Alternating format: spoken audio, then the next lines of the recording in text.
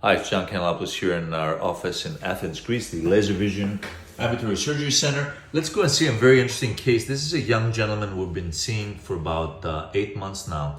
You can see he had a horrific penetrating injury to the cornea, fortunately not to the iris and the lens. He was sutured in the state hospital in Athens, and I must commend the surgeon.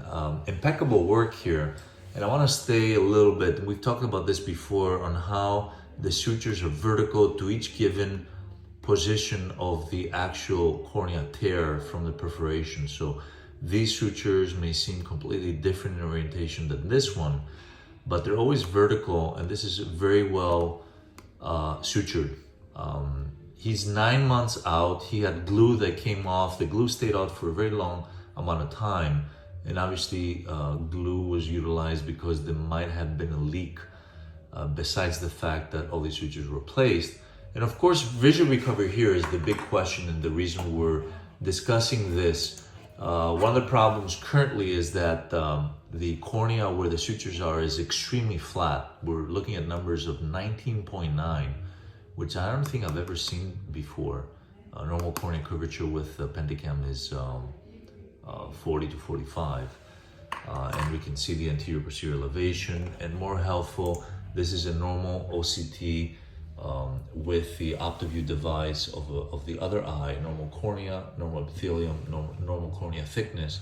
And this is our friends, this is the inferior section here showing how irregular the cornea is here. And obviously this would never have good visual rehabilitation. It's very opaque.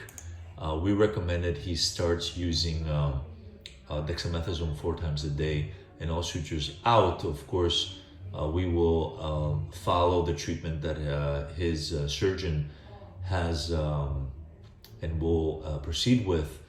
But we can see here that the center does have a glimpse of possibility that with steroid use it may clear up. If it reaches the clearance of this level, if this area reaches the clearance of this level, we can somehow smoothen out. Of course, once these sutures come out, this area is going to become much steeper than it is now. We may be able, with the surface ablation, smoothen out the surface, but the key element is how much deep scarring will remain, and we will have a good idea in about 3 months. Obviously, the other alternative here is to do penetrating graft centrally and have dramatic and rapid visual recovery. But in this young gentleman, we will exhaust any possibility of this recovering without a penetrating graft. He's been 9 months out. He is ready, feeling a little bit better. His vision at this point is at hand motion. We know that at some point we will have to deal with possible cataract, but we'll keep that as the last resort, in my opinion, after all the corneal work is done, to be able to utilize it as a tool for also achieving emmetropia. Thought I'd share this interesting case with you. This is John Kanellopoulos from Athens, Greece, signing out. Thanks so much.